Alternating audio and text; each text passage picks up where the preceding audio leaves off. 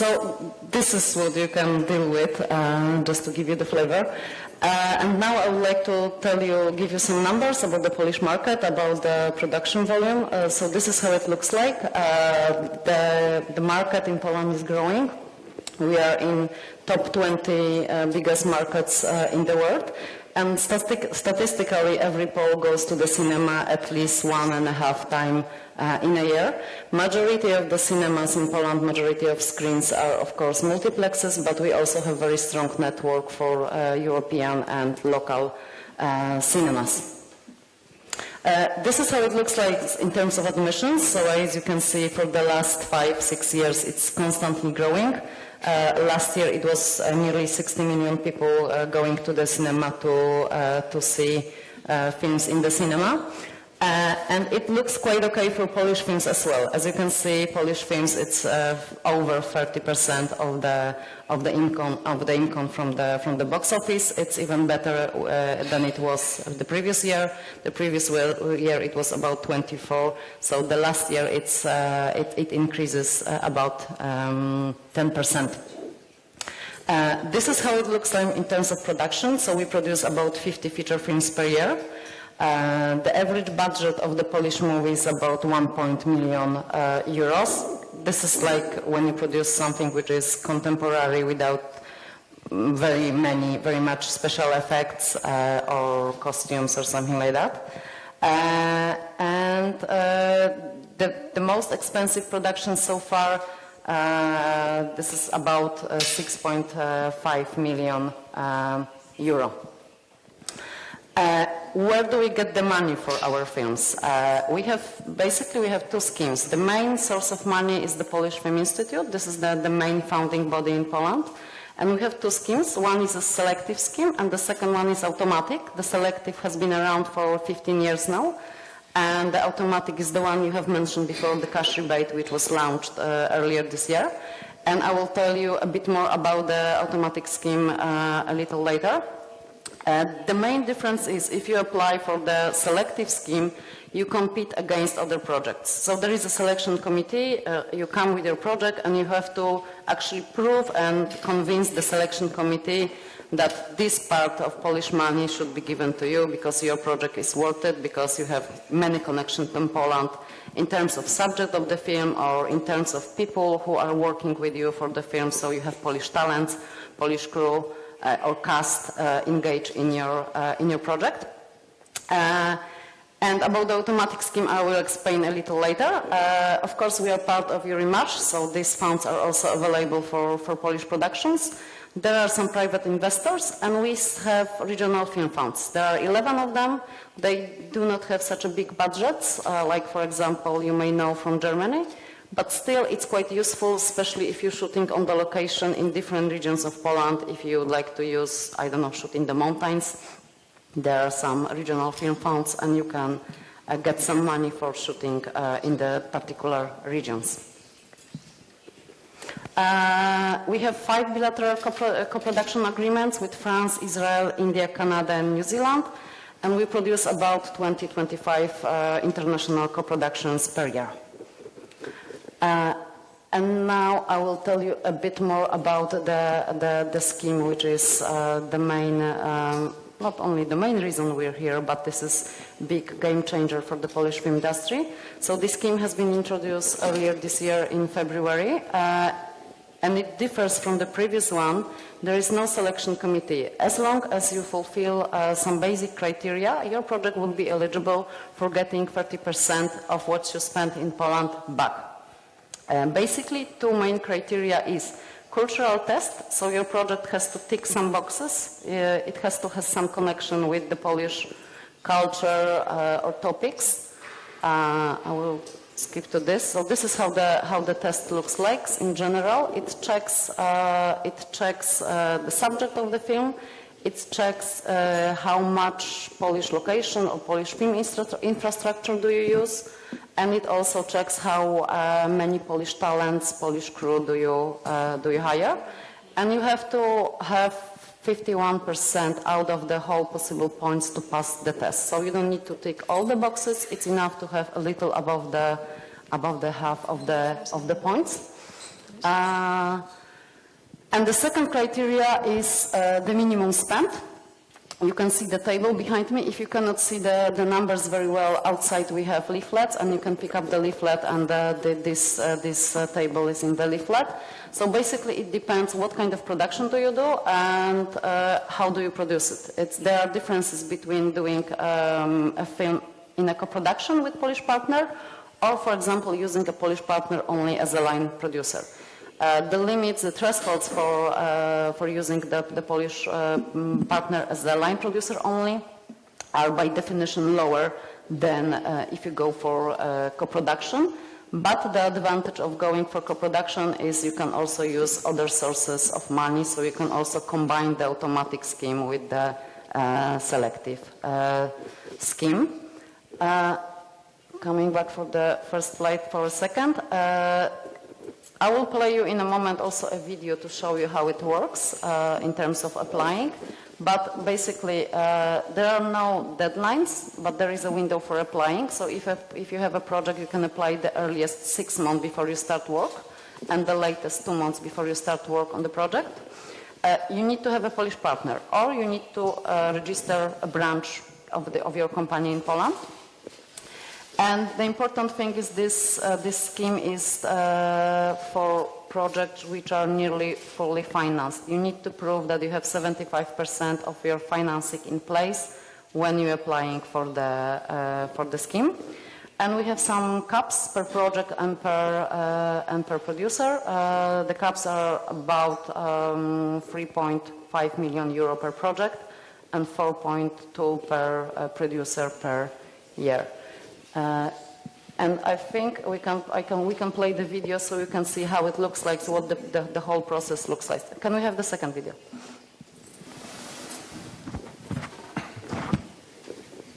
Since 2019, Poland offers 30% cash rebate on qualified Polish spending in film production. The system is operated by the Polish Film Institute. The support covers national and international co-productions of full-length feature, animated and documentary films, as well as series and services provided for foreign productions. Your production can count on a 30% refund if the result of the qualification test is positive, and you spend a certain amount of money on producing the film in Poland. The qualification test evaluates the use of the Polish or European cultural heritage in the production, the number of shooting or post-production days in Poland, the use of locations and film infrastructure, as well as the participation of Polish artists and crews.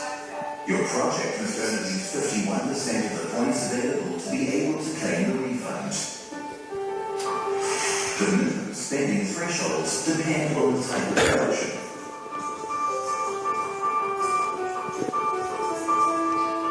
The costs eligible for a refund include expenses related to the production and its preparation, rental of equipment and the purchase of services, as well as payments of fees and remuneration for filmmakers and crew. The costs should be incurred in Poland and the services purchased from Polish companies. The maximum support for one project is 15 million Polish zlotys, and for one beneficiary, 20 million Polish zlotys in a year. 10% of the annual incentive budget is reserved for animated productions. To apply for a refund, you have to have a Polish partner or a registered office or branch in Poland. The applicant shall have a production that has been released for theatrical, television, or festival distribution in credits. If you do not have such an experience, you must employ a person who has it. The application has to include, among other things, a co-production agreement or an audiovisual service agreement, a script and documents confirming that 75% of the entire budget for the production has already been collected. The Polish Film Institute accepts applications throughout the year until a pool of funds is depleted. You can apply at the earliest 6 months before, and at the latest 2 months before the start of work covered by the support. The Polish Film Institute processes applications within a maximum of 28 days. Another 28 days is the time needed to conclude an agreement between applicants and the Polish Film Institute. On the basis of the contract, the Institute transfers the allocated amount to the escrow account. The money remains in the accounts until you complete the work covered by the support and submit a report. The Institute has 90 days to verify your report. Once the report has been verified positively, the applicant can take funds from the accounts. Remember that the application and report must be submitted in Polish. Detailed information and current documents regarding the audiovisual production support system can be found in the Incentives tab on the website of the Polish Film Institute. So basically here, if you come with the project, nobody would be assessing like the quality of the project, what the project is all about. You need to spend enough money in Poland, and you need to check some criteria, you need to fulfill some criteria in terms of subject and music Polish crew, but you don't need to like convince anybody that your project is worth supporting. But the difference also is, first you need to finance the movie, you need to collect the money, cash flow the production, spend it, prove that you spend it correctly, and then at the end you get the money back. While in the selective scheme, you get part of the money at least upfront. Right? True. I'm looking at the Polish producer for the confirmation. This is in a nutshell. I'm still here until for 3 next days, so if you need more details, just approach me. I'll be happy to explain. And just to wrap it up, just to finish, some more details about the Polish film industry. The main production hub is Warsaw, but we also have sound stages and some film studios in other cities, mainly in the southern Poland and central Poland. We have, of course, great talents. Those jobs, names you see behind me, it's of course not all what we have to offer, but I would say our cinematographers, music composers, costume designers and art directors are the strongest. This is like our strongest assets. The representative of these jobs are working across the world, participating in other productions. And we can also feel quite strong in animation and post-production. You can see some examples of titles which were produced in Poland recently, like, for example, Loving Vincent, which was Oscar and BAFTA nominated. Or in terms of post-production, Polish companies have been participating in producing such titles like I Love the Dog by Wes Anderson, or Atomic Blonde, or Wonder Woman. Yeah, just to show off some pictures from Polish sets. So we had great directors like Steven Spielberg or Claire Denis coming to Poland and shooting at least parts of the movie in Polish locations. And just to conclude, the really short clip to show you how Poland looks like and what you can count on in terms of locations. Can we have, please, the third clip?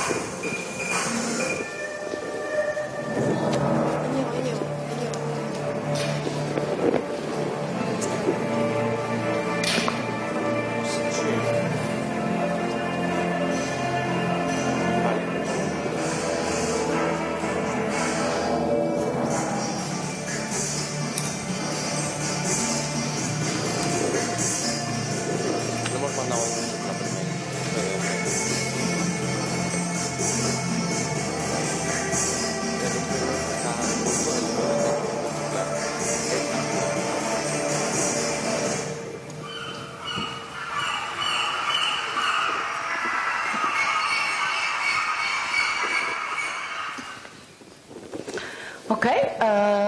Thank you, Anna. I think that's very interesting presentation. Quick question for you. Have a lot of projects already applied for the 30% rebate? Yes, we have, since February, we had about like more than 20 applications, and we had already 13 or 14 agreements signed. So, and they are still in the making, so they're still in the production. But yeah, things happening. From projects all over the world, right? Yeah, this is also for Polish projects because the scheme is also available for Polish productions, but yeah, co-production and services from the world. So far, I would say the biggest interest come from German producers. Oh, really? Okay. And, close. Yeah, well, quite. Yeah, it makes sense. And the culture test, is it very Eurocentric, or are the requirements more Polish focused? In terms of subject, in terms of, for example, the main character of the movie, you get points either for the character being Polish or European.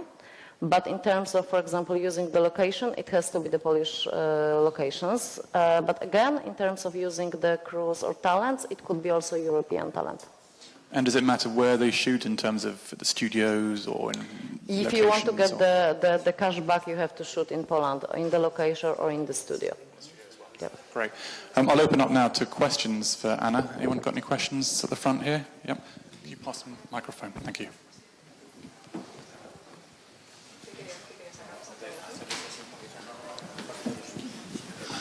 Hello, I'm Masi, a producer from Iran.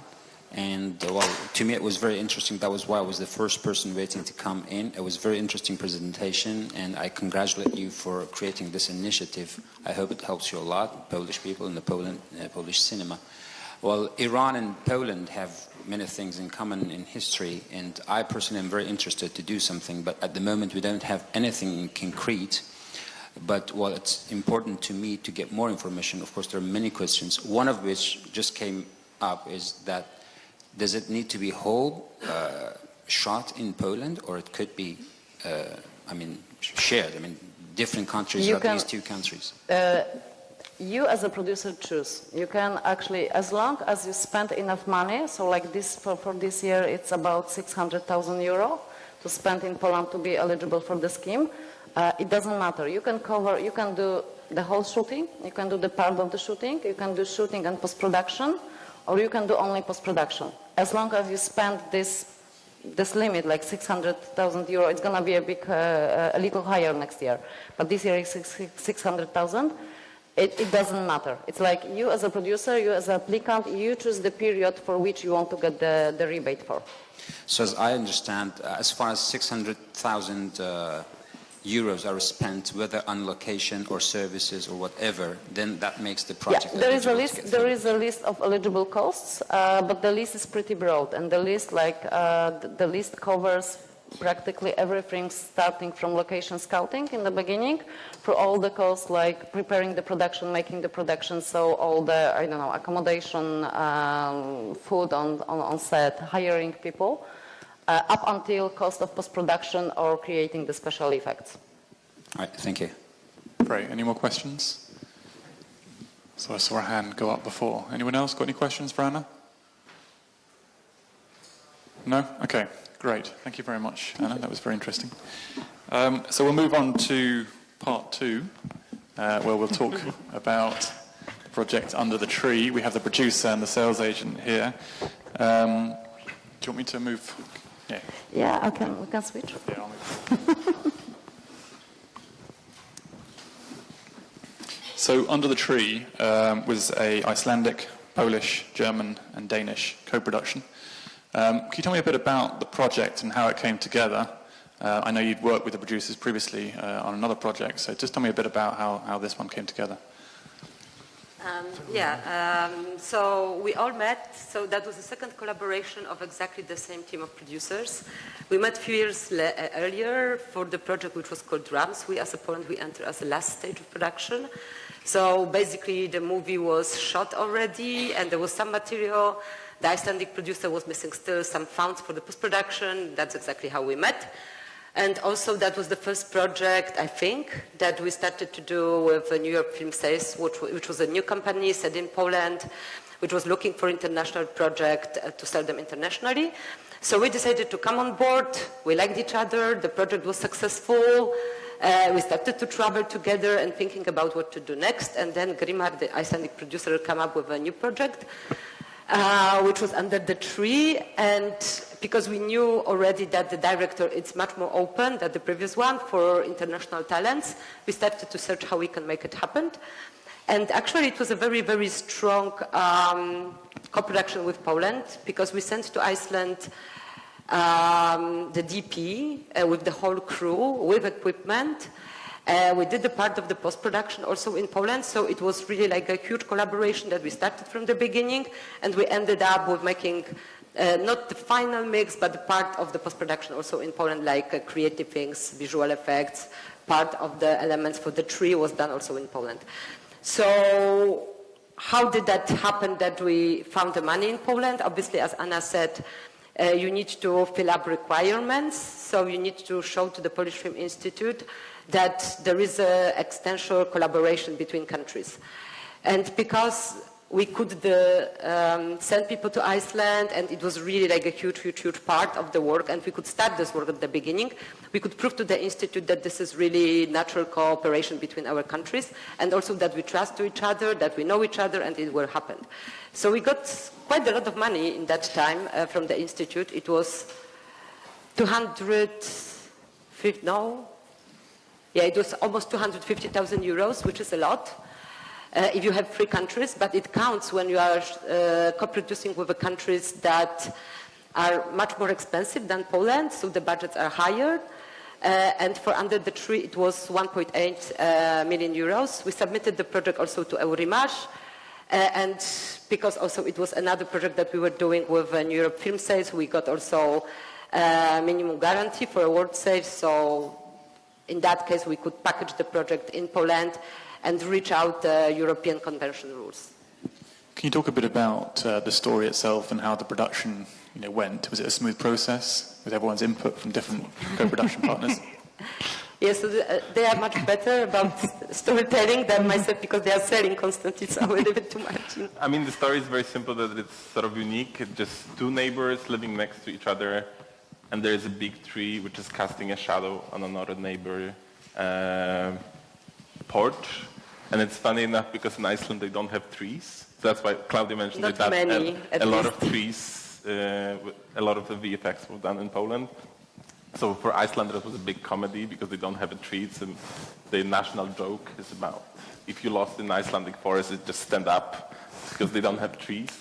So that was sort of a dramedy. I mean, it's starting like more of a comedy, then it even turns a little bit into the bloody horror towards the end. And that was the beginning of our, we got on the project, on the script. And then the whole Polish, I don't know if the shooting was smooth. We actually started to talk about it when there was a first draft of the script, so it was quite early. So we could also give our voices to this and try to make it much more unique than only like a locally Icelandic, which was a lot of fun and a lot of work at the same time, because, there's also a part of responsibility on your shoulders then when you can comment on this very early stage. But, I think that we all appreciated that we could really move from that level. And was there equal collaboration between the co-production partners across the countries? Did they provide funding as well from Germany, from Denmark? Was there an equal collaboration in the process? It was not equal financially, definitely. 70% of the financing comes from Iceland. And we were divided into 15 and 15. But also that there's first of all, limits of our fundings, that the minority shame has got a locked budget for the year. And there are more and more projects coming. So we got a lot of money from the Polish Film Institute, but because the sources of financing are really limited for international co-productions, on the other hand, and there was no cash rebate at that time in Poland, we couldn't reach more than 15%. 400,070 is the maximum what you can get under the minority scheme. Yeah. But it was very equal when it comes to cooperation between partners. And you mentioned German partner. Actually, they joined us in the very last stage with pre-sales. But again, it's something that we are continuing. So again, just good cooperation. TDF. Arte. ZDF Arte Funds, and the company was One Two Films. Do you find your approach varies considerably when you're working on different co-productions with different partners? I mean, I know obviously you worked in Iceland before. Was it quite a smooth process, and have you worked with lots of other countries before on other projects? And is it very, very different experience? Well, we set up a company in 2015, and the kind of assumption that we had since the beginning was that we know nothing, and we want to learn, and it's very heavy to make experiments, especially international experiments, when you are a beginner. Because, I mean, you have to combine different systems, you have to trust people that you cannot really meet for a coffee every day. And those are like various new rules that you have to meet, new cultures, new languages. So then when we were the two of us, not experienced in the European market and further markets. So actually that's how we started. That we decided to enter productions that we think that are very interesting for us, and not necessarily big, rather small, just to minimize the risk, and try to learn from others that have better and bigger experience that we had in that time. So we started from international, means that there were like 2 or 3 or 4 countries, because we couldn't in that time be even a partner for, France or Greece, and to co-produce only with another one country as a minor producer, because we couldn't reach this level of 20% of the financing. So we started with Greece, and it was a very small project. Then it was this Icelandic, Denmark, German co-production. And then we started to look internationally, because we found out that it's easier and it's much more interesting to meet with more countries and with more people, when you can take just only a small piece of a cake, but you can absolutely follow the process since the beginning. So yeah, I mean, this Under the Tree experience was probably different because we knew each other and we were friends already, but with those other countries that was super interesting, that the first time when you meet people you don't know, and then you learn how to work with them, but also how to fill them in some point, because it's not just only about filling up papers and documents and creating budgets and finance plan. It's really intense and different when you have people from Kazakhstan, for example, meeting people from Russia, meeting people from France and from Poland. And we are all completely different. And sometimes like a little words counts that you don't understand what they are talking about, and you have something different in your hand than others. But something that really helps is also that we are together. I mean, we have a still small company, but New York Film says they are our neighbors. So we are exchanging and circulating projects among us. And there was also the third company who joined us, and we created kind of a collaboration. And that's actually kind of a help for us, that sometimes when you don't know, we can share these risks and share projects and decide what is really actually the best, and when we could put something not only financially but also creatively. Yeah, it must be really interesting to work with different countries, different companies, have different approaches to filmmaking and sort of learn from each other during the process. Yeah. I imagine that's what happened with this. And what was the experience like shooting in Iceland as well? Well, that's probably the question for those who stayed there for 2 months. Because we as producers or co-producers, we were just, traveling there for a few days and coming back to Poland, because it was not actually our set that we were responsible for. But the crews are much smaller. Everyone does everything. We are much more divided into detailed works in Poland, but not as much divided as Germans are. So when we met all together on the set, there was like a first crush that, hey guys, I mean, you should deliver this and you haven't delivered that. So that's another thing, that we have to be very detailed much earlier before we sent our crews there.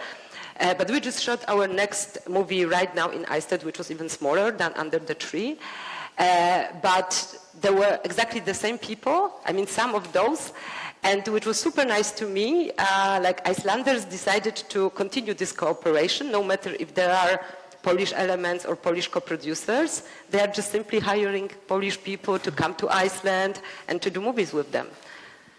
That's amazing, isn't it? A real mix of crew then. I mean, that must be quite an experience to have different people in different countries and different languages and different backgrounds to try and work together suddenly in a different environment. Is that quite a challenge, or? Yes, and it still is, maybe not with Iceland, because we are doing this for next time already.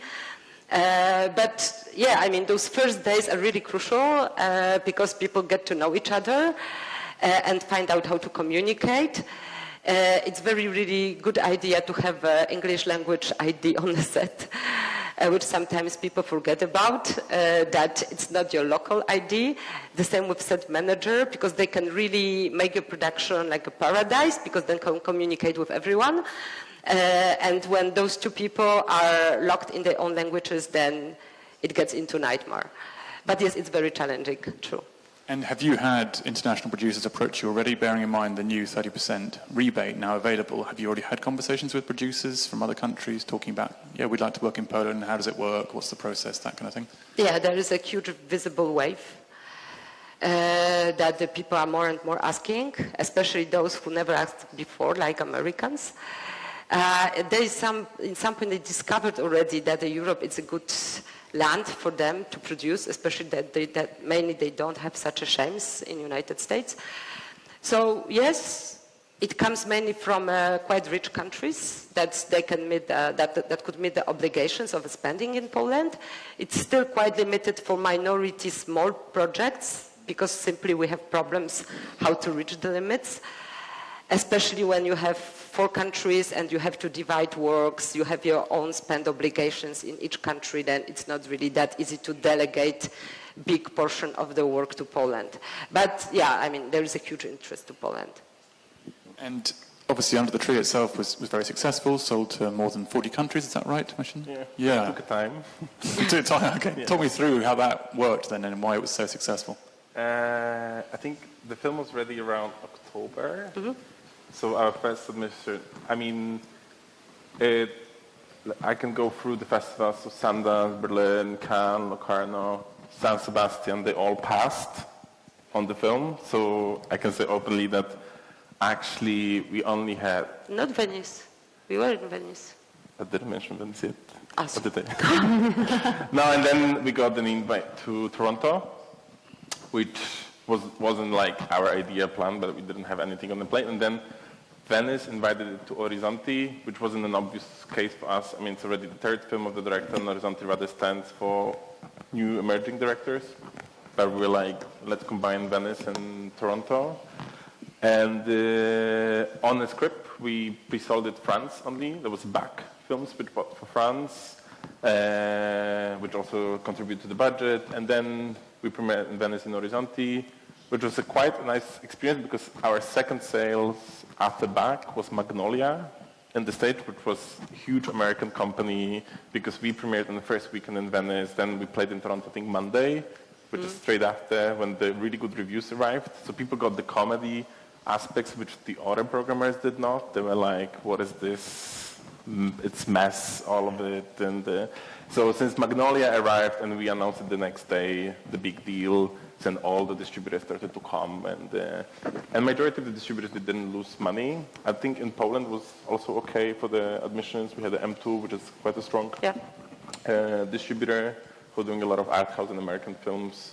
So I think it was for a while, because the film was ready 6-7 months, just waiting for the festival, which was quite sort of frustrating. Yeah, but it's frustrating for sales agents. It's not frustrating at all for producers because usually we are running to get faster and faster just to finish before the festival starts. So for us, it was a very luxury situation that we had the movie package on one hand, but on the other hand, we were stressed that we have to wait for the big premiere. Yeah. And we also had Spain, which as I think it was around 30,000 admissions here. It was La Ventura, Audiovisual. In distribution, I think they were one of the most interesting markets, how the film really performed well here. I mean, beyond the expectations, I would say. And extending from that, can you tell me a bit about the collaboration between Madants, New Europe Film Sales, and of course Extreme Emotions as well, and how that works? I mean, so I think we're using all of our assets in a way that often, whether I get the script or Klaudia or Eva, we exchange a lot of information about people that we work with. I often, when I get something, we are checking with each other, like whether you know the project, because this project is circulating. So in that sense, it helps that we are more on the sales side, having an expertise, whether it might be something for the international markets or whether it's a local thing. Klaudia has a super strong asset in terms of financing. I think it's always, Klaudia is the one who can tell, like, good luck, I mean, you can't do anything with this. I mean, there's no room for that.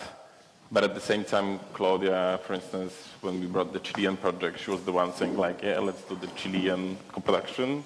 Or she also did the co-production with Kazakhstan, which is, I mean, no one have ever done that before, at least in our part of the world. And same with Eva, who, you know, after Eva did Cold War and Ida, of course, everyone wants to work with her. She's not the best in saying no. So everyone keep on pushing her, whereas she has a lot of projects. So we have this pool of projects together that we kind of see whether if there is anything for us also on their side, on the production side. They also have to take care of the local films, I mean domestic films, which we do not have to care that much because of the funding. Because in Poland you might, I mean it's not a case, but you might have problems if you do only international co-production. It's not as easy like in France. Right. But there's a lot of producers who don't do any majority production. They've been doing minority for 20 years. I don't think that would be possible in Poland. I don't know, maybe. So this idea to come together was growing among us very, very slowly because first we are neighbors. I mean, so we share office, and we are also neighbors in our lives that me and myself and Jan, we just literally live on the corner. So we meet every day when we are buying, you know, in a bakery, buying some stuff for a breakfast. And starting from RAMS or even before, we started to discuss like what kind of problems we have, and sometimes that you cannot take it, maybe I will take it. We were approached with the same project. Sometimes we were looking for the same project. But on the other hand, if you want to travel, if you want to produce, and you really want to stand behind your directors who spend your time on the set, you simply cannot do everything. And also look for the numbers and estimates and send projects to various sales agents just to get the feedback if it's worth or not. So we were sharing exactly the same time problems, but on the other hand, we realized that we mainly like the same things, having completely different skills as a people, as a human beings. And then it started to grow up in us that maybe it would be good if we would name it in some point, because anyway, we are working together in some point. So again, I mean, Marcin was reading my projects or he was sending me projects. When I couldn't go to San Sebastian, for example, or Venice, they could take a look for the projects that they really wanted to meet with. The same with Eva. When Eva was shooting, I was the person she was forwarding messages about reading new projects and to check if this is something we should take or not. And also when she had the problems with the budgets or financing, I was looking at this, and when I had something which was much, much, much bigger, because I've never met such a budget, I was sending that to her. So last year we decided to give it a name and tell people, because they were also confused. I mean, you are meeting Klaudia and then it's Eva on the emails and then it's Marcin or Jan, so how does that work? We are completely lost, so we put that name on it. And so people could understand that this is not like an individual company that produces, that we keep our outfits and we produce under our companies. And mainly this is like a first look is given to New Europe film sales. But we are backing each other constantly. So it's definitely creative collaboration. It is also, I would say now, financial collaboration, because this could work also if you have cash flow problems. Having like more projects coming and free companies gives you possibility to circulate. When you are waiting for sources like Eurimage or Polish Film Institute sometimes, or distributors to pay you. So that's mainly how we are doing this. Fantastic. And you mentioned before, Marcin, about working with Kazakhstan and Chile. The Chile project, that must be, is that Blanquita, is it? Yeah. So can you tell me a bit about that and how that worked and came together, or is coming together? I think it's that I've seen it's a Fernando Guzioni project. I've seen his second film called Jesus, which was also here, and I think it won an award in San Sebastian. And as a company, we passed on it, but we liked it and it stayed with us for a long time. And then they announced they're going to do the new project, which was at the Berlinale co-production market, and we had a meeting, which was a very bad meeting. I mean, the energy wasn't there, and the story was very early, so we didn't really understand what it's about. Then we met, they were in Venice Gap Financing, which is sort of a co-production market like Forum here. And then we clicked, and then we were also discussing a lot, which I think it's a strong asset also for the Polish film Institute, that the producer was sort of fed up going all the time to French minority scheme for CNC, where you compete with 600 projects. And that was also the moment that was the minority scheme in Poland was already working for, I think, for 1 year, because that was 2 years ago. And they were like, Polish triangle co-production sounds crazy, but... And then I passed the script to Klaudia. And then we started like, why not? Why? Because we wanted to do it on sales anyway, but we knew that there is a big gap in terms of the financing, and we said, listen, if that's your gap, we can't cover that with an MG, it's way too high. So we offer a certain amount of an MG, then we say, let's try to cover the gap. So we also found a Brazilian soft mix with equity money, first through our partners that we knew. So because also Chile and Brazil has a bilateral co-production scheme, treaty, and then we also got Poland. And Poland, since it's in EU, is also eligible to apply to Huberbaus, which is a Rotterdam Film Festival fund. So that was, and I think the fund was super happy to have a project submission which is not for France or Germany. That is actually, that was the idea. Place. That was the first idea to go with for this project, for this Chilean project, to go with France and with Germany. But they realized exactly what Marcin is saying, that usually the projects that are applying there have either French or German co-producer. So constructing this new co-production between Poland and Chile, which probably had never happened before, was a kind of a new challenge also for the fund to see that those two countries could cooperate and how they could cooperate. So, and we got the fund. Yeah, we got the Huberbaus now. It's submitted to Polish Film Institute. Yeah. Brilliant. Okay. I'm going to open up now to questions from the floor. Anyone got any questions here for the panel? It's okay. Any questions about Under the Tree? There we go. Hola, soy de Colombia y quería preguntarles, hay 500 millones Espera un momentito. Bueno. Hay 500 millones de hispanoparlantes. ¿Qué política tienen ustedes para las traducciones, para las colaboraciones con las producciones latinoamericanas y la presencia en festivales de cine?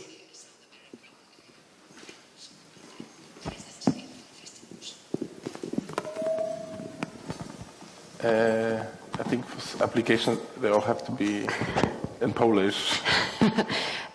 Do you mean like for the films from South America coming to Poland, or other way around? No, al revés. Que vayan o sea, películas polacas que se presenten pero con subtítulos, que tengan una distribución, digamos, comercial. Porque, por ejemplo, Colombia es el tercer país en presencia polaca, después de Brasil y Argentina. Entonces, digamos que hay también muchos lazos culturales que nos han explorado y no sé si ustedes han pensado en cómo convertir esa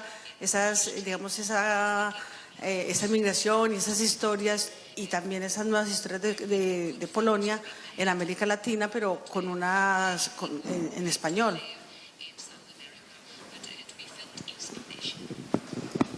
I guess two things. There is a scheme in the Polish Film Institute. It has been changing now because it was created last year, but it didn't work so well. So we're trying to change it. But it's for supporting the Polish films shot in Poland, only in Polish, but getting some money for translation. So that's what you said in the beginning, like to be able to show them in other markets, to support only this part for translating the films. In terms of like bigger cooperation, I guess it depends on producers so much. So this is also the thing why we brought here 10 Polish producers. Klaudia is one of them, but we have some more, and we have them here. If you can stand up and show yourself, maybe. Guys? Łukasz? They just left. Okay, so they just left, but like if you're going to join us today for the happy hour, we have like 10 people, 10 Polish producers from Poland coming here especially to develop those relations and, you know, being open for cooperation. But I guess this is, like you mentioned before, this is always a question of what kind of project is that. It has to be kind of like maybe organic or cooperation. But I would say from our side we are very open and would like to, you know, extend the number of countries and our reach and to look to new markets. Great. Any more questions? No? Great. Okay. Well, thank you very much to the panel for a really interesting discussion, debate. Thank you. Thank you. Thank you.